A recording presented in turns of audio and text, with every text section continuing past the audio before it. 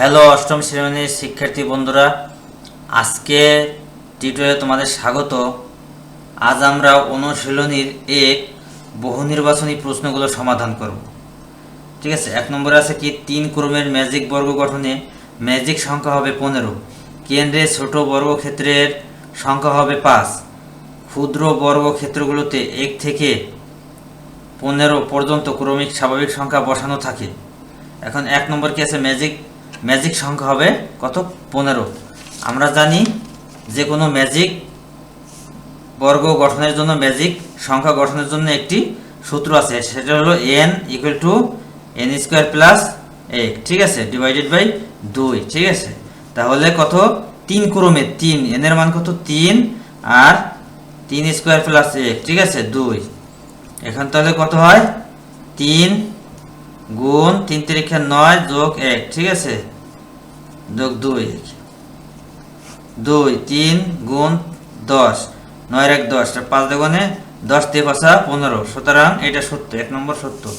কেন্দ্রে ছোট বর্গক্ষেত্রের সংখ্যা হবে 5, ঠিক আছে, সেটা আমরা এই পাশে একটি কি ম্যাজিক বর্গ গঠন আছে, কেন্দ্রে ছোট বর্গক্ষেত্রের সংখ্যা কত আছে, 5, ঠিক আছে, এটা কিন্তু কেন্দ্রে 5 আছে, সুতরাং এটাও সত্য। ক্ষুদ্র কি আছে, ক্ষুদ্র বর্গক্ষেত্রগুলোতে 1 থেকে 15 পর্যন্ত ক্রমিক স্বাভাবিক সংখ্যা বসানো থাকে, ঠিক আছে, সেটা কি 1 থেকে 15 না, এখানে কত আছে 1 থেকে 9 পর্যন্ত, 1 থেকে 9 পর্যন্ত সংখ্যা বসানো আছে, সুতরাং এটা মিথ্যা। তাহলে নিচের কোনটি হবে, নিচের কোনটি সঠিক, 1 ও 2, 1 ও 3, 2 ও 3, 1 2 3 না, আমরা জানি 3 নম্বর মিথ্যা, সুতরাং 1 ও 2 এইটা সঠিক আছে, সুতরাং এখানে আমরা একটা টিক দিয়ে দিই। আচ্ছা, 2 নম্বর কি আছে, নিচের কোন ফলাফলটি 9 দ্বারা বিভাজ্য সংখ্যা, ঠিক আছে, 9 দ্বারা বিভাজ্য মানে 9 দিয়ে ভাগ করলে কোনো ভাগশেষ থাকবে না, ঠিক আছে। তাহলে আমরা রাফ করে দেখি, কতে কত আছে, 52, 25, 77, 77 9 দ্বারা ভাগ দিলে 8 নং 72, 5 অবশিষ্ট থেকে যায়। খতে কত আছে, 527 আর আছে 725, ঠিক আছে, 7 5 12, 2 হাতে আমার 1 2 5, 7 5 12, ভাগ দিলাম কত দিয়ে, 9 দিয়ে। আচ্ছা, 9 দিয়ে ভাগ দিলে একবার, 9 9 3 5, 3 নং 27, ঠিক আছে, 8 2 9 নং 81, ঠিক আছে, তার মানে 1 অবশিষ্ট থেকে যায়।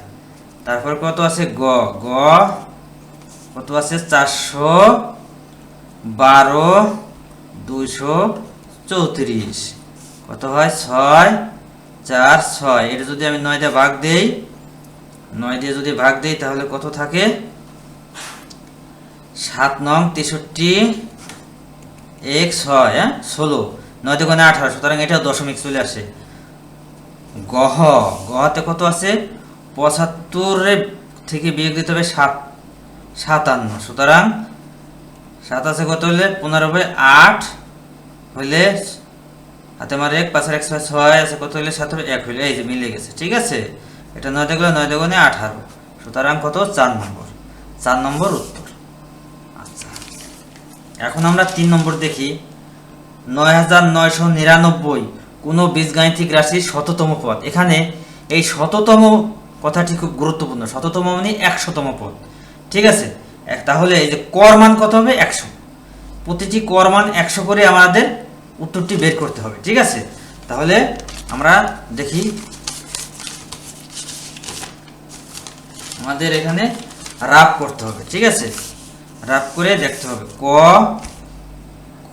কতে কত আছে, 99 ক, তারপরে প্লাস 1, ঠিক আছে, তার মানে কর মান 100 এখানে, ঠিক আছে, 99 ক এবং 99 গুণ অবস্থায় আছে, এখানে ক এবং 99 গুণ অবস্থায় আছে, সুতরাং গুণ 100, কর মান 100 বলছে কি, এখানে কি বলছে দেখো, 9999 কোন বীজগাণিতিক রাশির শততম পদ, শততম মানে 100তম পদ, ঠিক আছে, তার মানে কর মান 100, ঠিক আছে, সুতরাং এখানে 99 সাথে ক গুণ অবস্থায় আছে, 99 গুণ 100 প্লাস যোগ 1, তাহলে 99 সাথে 100 যদি আমি গুণ দিই কত হয় 99, তারপর 2টা শূন্য যোগ 1, সুতরাং কত হয় 99 শূন্য 1, অর্থাৎ এটা মেলে নাই, কিন্তু এটা মেলে নাই এটার সাথে, ঠিক আছে, এটা মেলে নাই। সুতরাং কি হবে, এখন আমরা খ দেখি। খতে কত আছে 99 ক মাইনাস 1 না -2, ঠিক আছে, -2। আচ্ছা, এখন কর মান 99, কর মান কত, কর মান আছে 100, ঠিক আছে, -2, সুতরাং 99 সাথে 100 গুণ করলে 2টা শূন্য আসে, ঠিক আছে, তারপর -2। এখন কত হবে, 2 আছে কত হলে 10 হবে, 8 হইলে হাতে আমার 1, ঠিক আছে, 1 আছে কত হইলে 10 হবে, 9 হইলে হাতে আমার 1, ঠিক আছে, আবার 1 আছে কত হইলে 9 হবে, 1 আছে কত হইলে 9 হবে, 8 হইলে হাতে আমার থাকে না, ঠিক আছে, 9 এত আসে, ঠিক আছে।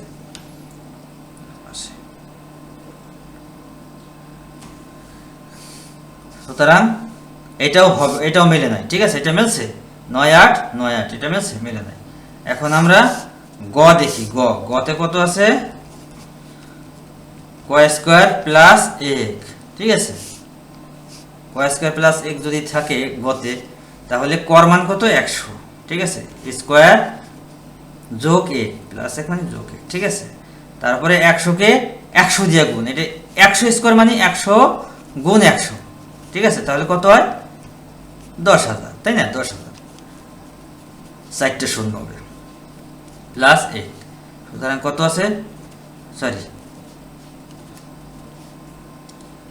3টে শূন্য 1, ঠিক আছে, কত 10,001 আসে। সুতরাং এটা মেলে নেয়, হচ্ছে 9,999, এটাও মেলে নেয়। এখন আমরা কত করব, গহ আছে, ঠিক আছে, এই যে এখানে গহ করি, গহ এই, ঠিক আছে, ক স্কয়ার মাইনাস 1, ঠিক আছে, তাই না, 1, কর মান কত 100, সুতরাং স্কয়ার মাইনাস 1, আচ্ছা, তাহলে 100 রে 100 দিয়ে গুণ করলে কত হয় 10,000 হয়, 10,000, ঠিক আছে, 10,000 মাইনাস 1, ঠিক আছে। এখন 9 আছে কত হলে 10, 1 আছে কত হলে 9 হবে, 1 আছে কত হলে 10 হবে,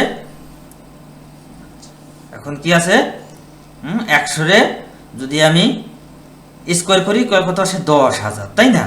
এখন 10,000 মাইনাস 1, ঠিক আছে, এখন 1 আছে কত হইলে 10 হবে, 9 হইলে হাতে আমার 1, সেই 1 নিচে ধরলে আবার 1 আছে কত হইলে 10 হবে, 9 হইলে হাতে আমার 1, 1 আছে কত হইলে 10 হবে, 9 হইলে হাতে আমার 1, 1 আছে কত হইলে 10 হবে, 9 হইলে হাতে আমার 1, 1 মিললে গেলে 22 পড়ে না, সুতরাং 4টা 9, ঠিক আছে, আমাদের এখানে কত আছে 4টা 9, সুতরাং উত্তর কোনটা হবে, এই গ নম্বর, ঠিক আছে। আশা রাখি তোমরা বুঝতে পেরেছো অঙ্কটা, ঠিক আছে, বারবার খাতায় প্র্যাকটিস করবে, তাহলে আরো সহজ হয়ে যাবে।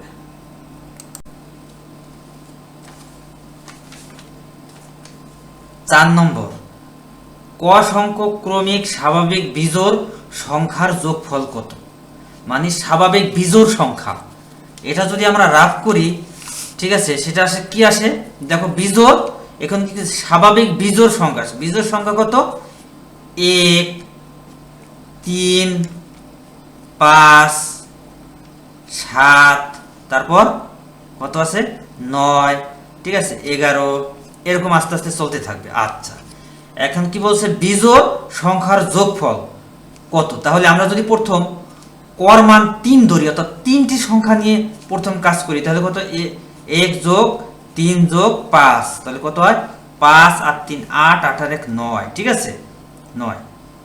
এখন কইছে ক সংখ্যক মানে সংখ্যা কয়টা, 1টা 2টা 3টা, 3টা সংখ্যা না, 3টা সংখ্যা হইলে তো কর মান যদি 3 হয়, তো 3 যদি আমি স্কয়ার ধরি, তাহলে কত আসে 3 3 9, তাই না, 3 3 9।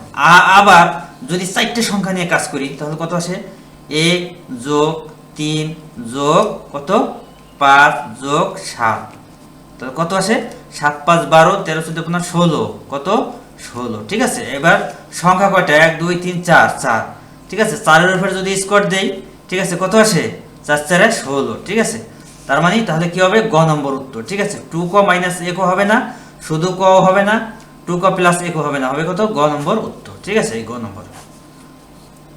ক স্কোয়ার। ঠিক আছে, ক স্কোয়ার মানে কর মান কত, কয়টি সংখ্যা নিয়ে কাজ করতেছি। এনে প্রথমে 3টি সংখ্যা নিয়ে কাজ করছে, 1 2 3, 3-এর উপর স্কোয়ার, 3-এর উপর স্কোয়ার মানে কি 3 গুণ 3, আবার 4-এর উপর স্কোয়ার মানে কি 4 গুণ 4, 4 4 16, দেখো কি হবে ক স্কোয়ার। আচ্ছা আচ্ছা, এবার 5 নম্বর কি আছে, 1 থেকে 100 এর মধ্যে কতটি সংখ্যাকে 2টি স্বাভাবিক সংখ্যার বর্গের যোগফল আকারে প্রকাশ করা যায়। এটা তোমাদের মনে রাখতে হবে, এটা তোমাদের বইতে আছে, বইতে 5 নম্বর পৃষ্ঠায় দেওয়া আছে 1 থেকে 100 পর্যন্ত এই 35টি সংখ্যাকে 2টি স্বাভাবিক সংখ্যার বর্গের যোগফল হিসেবে প্রকাশ করা যায়। ঠিক আছে, তোমাদের পাঠ্যপুস্তকের 5 নম্বর পৃষ্ঠা এই উত্তরটি দেওয়া আছে, এটা তোমরা মনে রাখবা, এটা কিন্তু খুবই গুরুত্বপূর্ণ একটা প্রশ্ন।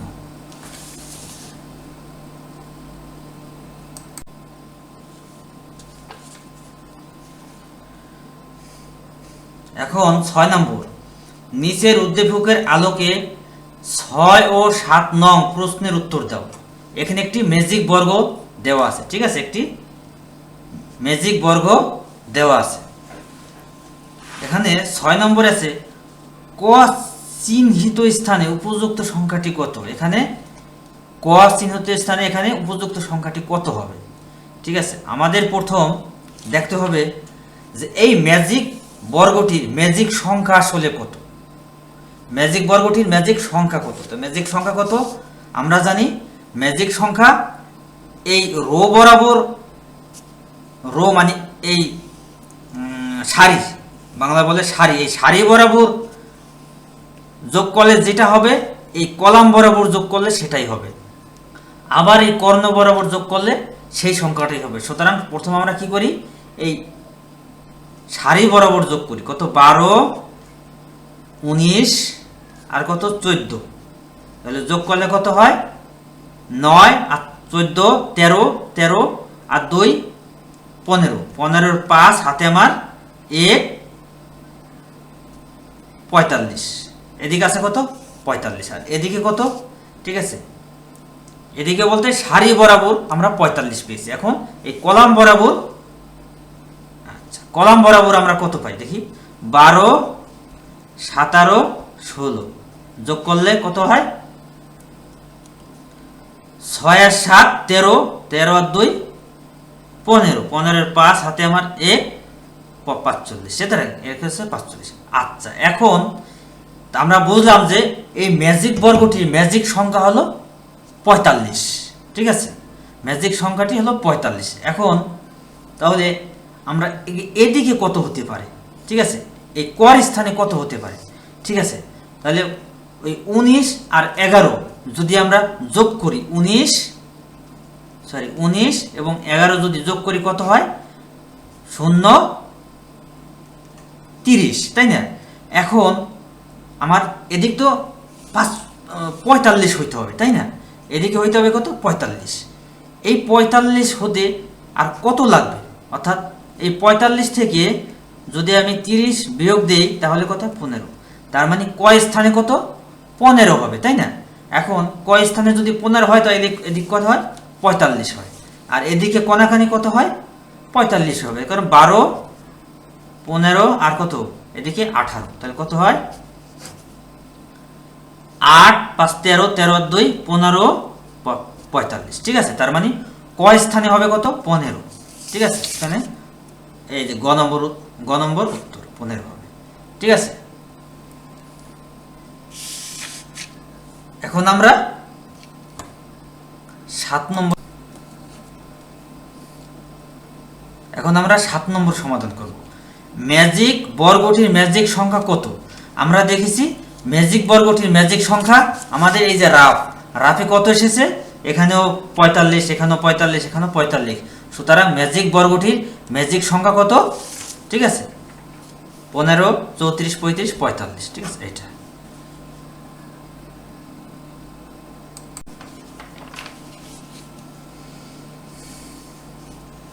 এখন আমরা 8 নং সমাধান করব। সেটা হলো কত, প্রথম তিনটি বিজোড় স্বাভাবিক সংখ্যার যোগফল একটি পূর্ণবর্গ সংখ্যা, বিজোড় সংখ্যা, মৌলিক সংখ্যা। ঠিক আছে, এটা তাহলে আমরা রাফের মাধ্যমে দেখি যে আসলে এটা কি। ঠিক আছে, তাহলে প্রথম তিনটি বিজোড় স্বাভাবিক সংখ্যার যোগফল। তো বিজোড় স্বাভাবিক সংখ্যা প্রথম কত? ঠিক আছে, 1, 3 এবং 5, এই তিনটি, তাই না? প্রথম তিনটি 1, 2, 3, তিনটি বিজোড়, এটা সবই তো বিজোড় স্বাভাবিক সংখ্যা, এগুলো স্বাভাবিক সংখ্যা, সংখ্যার যোগফল। আচ্ছা, যোগফল কত? 1 + 3 + 5, সুতরাং 5 আর 3 8 আর 1 9, 9, তাই না? একটি পূর্ণবর্গ সংখ্যা। হ্যাঁ, 9 একটি পূর্ণবর্গ সংখ্যা। কিভাবে হইল? কারণ 9 যদি আমরা বর্গমূল করি তাহলে মিলে যাবে। কিভাবে? 3 তিরিক্ষা 9। ঠিক আছে, 3 তিরিক্ষা 9। নিশ্চয়ই তোমরা বর্গমূল পারো, এটা ক্যালকুলেটরের সাহায্যে করা যায়। আচ্ছা, তাহলে আবার আরেকটি পূর্ণবর্গ সংখ্যা, তাই না? 3 বর্গমূল বর্গ সংখ্যা হলো 9, সুতরাং 9 একটি পূর্ণবর্গ সংখ্যা। আমি আরেকটু তোমাদের বোঝার সুবিধার্থে আমি আরেকটু বেশি বুঝাইতেছি, সেটা হলো 1 স্কোয়ার যদি দেই, 1 এর স্কোয়ার কত? 1 × 1, 1 একটি পূর্ণবর্গ সংখ্যা। আবার 2 এর উপরে যদি স্কোয়ার দেই তাহলে 2 × 2, তার মানে 2 × 4, 4 একটি পূর্ণবর্গ সংখ্যা। ঠিক আছে, 1 একটি পূর্ণবর্গ সংখ্যা, 4 একটি পূর্ণবর্গ সংখ্যা। আবার 3 এর উপরে যদি স্কোয়ার দেই 3 × 3, সুতরাং কত? 3 তিরিক্ষা 9, 9 একটি পূর্ণবর্গ সংখ্যা। আবার 4 এর উপর যদি স্কোয়ার দেয় 4 × 4, তাহলে 4 4 16, 16 একটি পূর্ণবর্গ সংখ্যা। ঠিক আছে, সুতরাং এটা 1 নম্বর ঠিক আছে যে প্রথম তিনটি স্বাভাবিক বিজোড় সংখ্যার যোগফল একটি পূর্ণবর্গ সংখ্যা। হ্যাঁ, সত্য কথা, বিজোড় সংখ্যা। এই যে 9 তো বিজোড় সংখ্যা, তাই না? এটা তো আমরা জানি 9 বিজোড় সংখ্যা, সুতরাং এটাও সত্য কথা। মৌলিক সংখ্যা। আচ্ছা, মৌলিক সংখ্যা। মৌলিক সংখ্যা মানে কি? আমরা জানি যে সকল, অর্থাৎ 1 এর চেয়ে বড় যে সকল সংখ্যার গুণনীয়ক 1 এবং সংখ্যাটি ছাড়া অন্য কোনো গুণনীয়ক নাই। ঠিক আছে, তার মানে গুণনীয়ক নাই মানে ওই সংখ্যাটিকে 1 দিয়ে এবং ওই সংখ্যাটি দিয়ে ভাগ করা যায়, অন্য কোনো সংখ্যা দিয়ে ভাগ করা যায় না। ঠিক আছে, সেটা কিরকম? এই তো আমি এটা 9, তাই না? আমরা 1 দিয়ে যদি 9 রে ভাগ করি কত আসে? 9 বার, 9 1 9। ঠিক আছে, মিলে গেল। আবার এই 9 দিয়ে যদি 9 রে ভাগ করি তাহলে কত হয়? 9 1 9। ঠিক আছে, মিলে গেল। এখন এই দুইটা তো মৌলিক সংখ্যার শর্ত, তাই না? মৌলিক সংখ্যার শর্ত। এখন এই 9 কে তো আবার 3 দিয়েও ভাগ করা যায়, 3 তিরিক্ষা 9। ঠিক আছে, মিলে যায়। সুতরাং এটা মৌলিক সংখ্যা নয়, কারণ 1 এবং 9 ছাড়া এর অপর একটি গুণনীয়ক আছে যেটা হলো 3, সুতরাং এটা মৌলিক সংখ্যা নয়। এখানে কি হবে? 1 নম্বর এবং 2 নম্বর সত্য, তার মানে ক সত্য, 1 এবং 2। ঠিক আছে, ক উত্তরটি সত্য।